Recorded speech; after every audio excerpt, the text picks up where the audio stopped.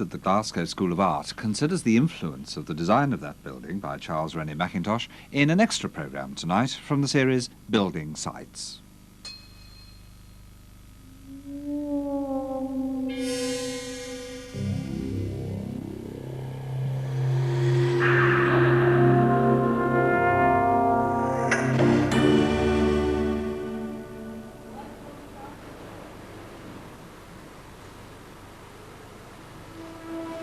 This is one of the greatest modern buildings in Europe.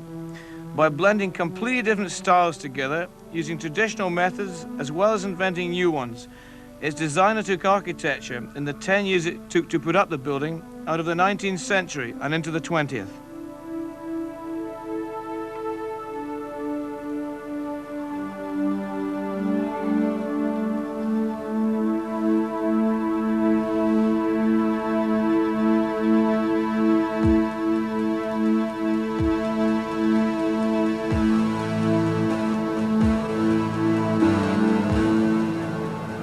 I was a full-time student here at the Glasgow School of Art in the early 60s, but before that, from the age of 6, I attended Saturday morning classes here.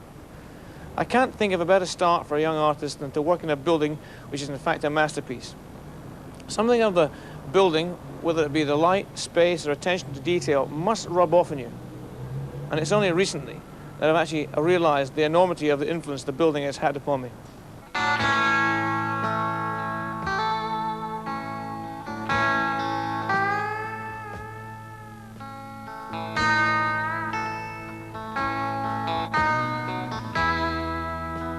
I'm sure that the reason the building has worked a magic on me has a lot to do with the way in which Mackintosh, inside as well as outside the building, has mastered the whole range of materials which he's chosen to work with. There's glass, iron, wood, and of course, stone.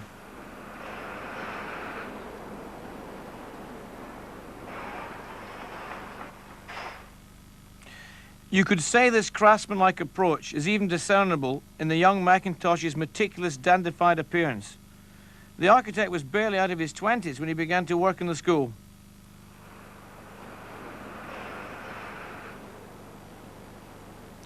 Mackintosh's genius, though, wasn't so much in perfecting different individual materials as in blending them all together. He was the first of a new breed, an architect-designer for whom there was no distinction between the inside and the outside of a building.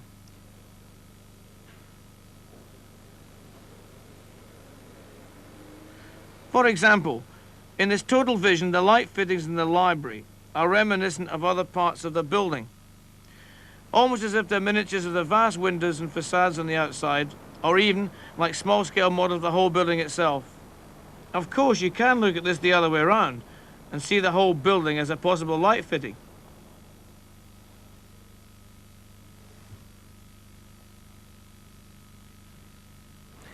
In the same way, this curved stonework can be related to the same shape in this detail on a wooden cabinet.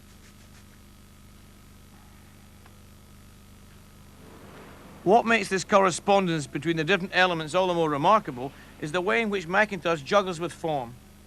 For instance, not only do the four main facades differ in scale and style, as if they belong to different buildings, but taken individually, they make a virtue of being asymmetrical. Just look at how, within a few feet of each other, these four windows manage to come in all shapes and sizes. In Mackintosh's world, there may be similarities, but no two things are ever quite alike. And that even applies to the smaller aspects. Take me anywhere blindfold in the School of Art, and I'd know where I was from the change in detail, as with these ceramics and the landings of the side staircases.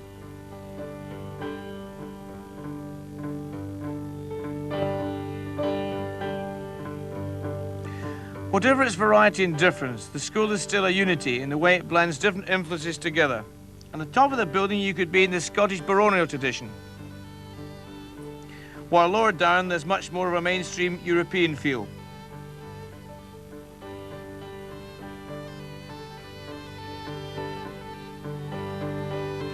The relationship between European Art Nouveau and Mackintosh was very strong, but there are Eastern influences too, as can be seen in his use of these Japanese heraldic devices, or mon. It's a tragedy about these unsuitable net curtains.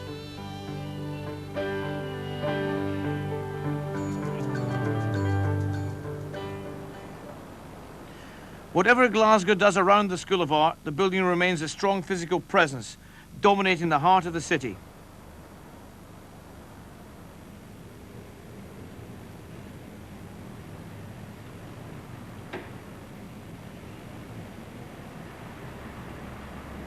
From the many vantage points and windows in the school itself, you can build up a picture of the rest of Glasgow. It's almost as if the building would like to take possession of the whole of the city, making it its own.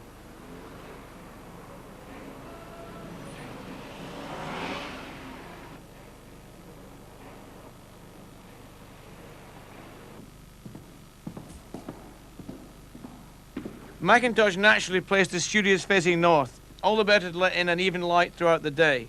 These spaces are grandiose and optimistic, which can only encourage good work.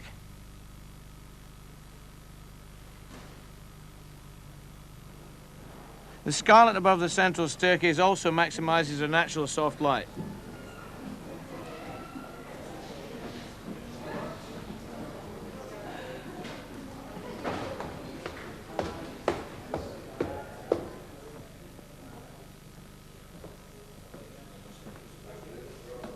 One of the most important features in the Mackintosh building, in my opinion, is this magnificent central staircase, which was conceived in such a way as to be a space not that you pass through, but you could sit, stand, talk, and interact. These central stairs are the building's lifeblood, and with the side staircases, they form an easy set of connections with the main corridors, all of which are to be found in many of the studios.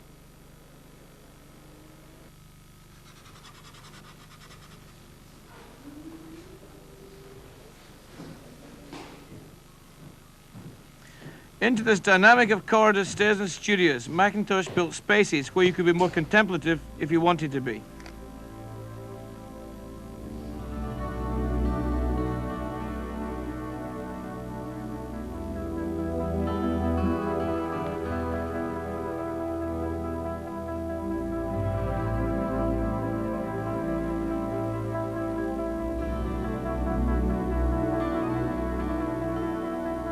The library, of course, is where you can find permanent peace and quiet. What an area for reading and contemplation. It's one of the glories of the building, a masterpiece in wood.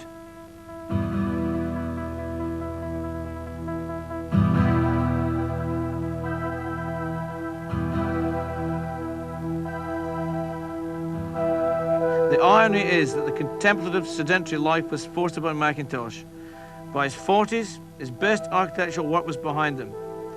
It was difficult for him to earn a living in Britain, which was totally indifferent to his visionary approach. He died in 1928, years before his work became appreciated.